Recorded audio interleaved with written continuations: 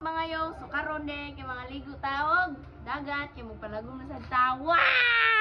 Yo, for today's vlog is mangbiyahe na taon sa pamanatong dugay-dugayan. Kauban na to karon nga atong not so big family pero mga dagko gyud ni sila. Gamitan na to 500cc nga motor para dili ta maabtan sa ulan. Ug syempre kauban ang mga uyab para ganahan sa tamulaag nga. Dili man gani mga uyab inyo nga kauban ipatimbang na yung mga motor. Kapit na min sa 7-Eleven kay di man ta mahimo nga walay soft drinks o kanang manok kay para kusog ta mulupad. Put na din may og Cordova sa ilahang little bantayan. Ug mga rin na gani mo kailangan nag-short mo kay mulabang pamantaning dagat para maabot ta sa atong destination. Ug sa inyo nakita dira nagduko-duko ta kay para makagawas ta aning mga pambot nga nagali. Bahalag mga pakong tadeara basta makabidyo ko kay para naamoy mga lantawon dira. 5 minutes sa diyang lakaw ni para maabot ka atong isla ha. Ug gusto ka maglangoy ang tagatuhod nga dagat hala paglangoy ng mga basa nimong gamit. So sa amo ang pagkaari de kay daghan kayo og taon no so expected na nga daghan jud siya gugaw. Patakar maglabay og biya ang mga sagbot ning bantaw.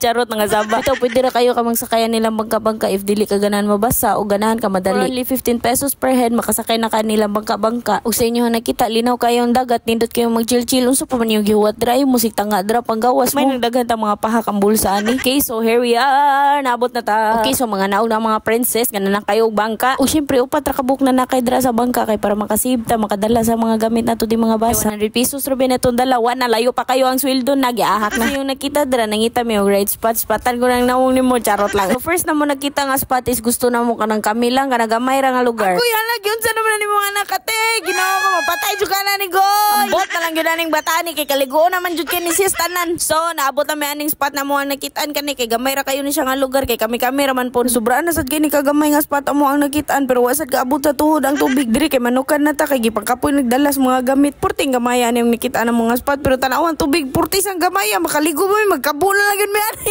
While waiting ni Mother's Key nagmuni-muni mi unsa makita na mo diri aning dagatan ni purting mga gamay as tubig. Agoy nangita mig lain nga spot oy kay unsa may maligo na mo dito am to kaabot sa tuhod ang tubig. Kamo ko ni kaligo adto. So bago ang lahat ng picture day mi diring dapita kay nagunya kapuyo nagmayahay na laguli. So mo ni nagihay mi og pusing di arang dapita hala ka wala ko napil.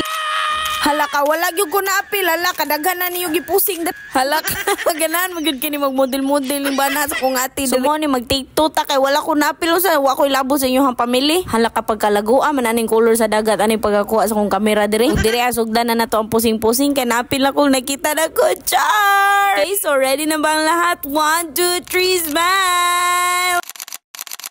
Okay, so inighuman na itong picture tanaw na itong nindot ilang palibot dire. Yos, kanindot kayo pag-ariano mo kay nindot kayong dagat. Salamat kayo sa akong ati dira nga si Jules. Para si Zaira napainit na sa dong mga kindot. Dili man nga ni katimaw kanindot inyo ang atuan. Ay nalagad to.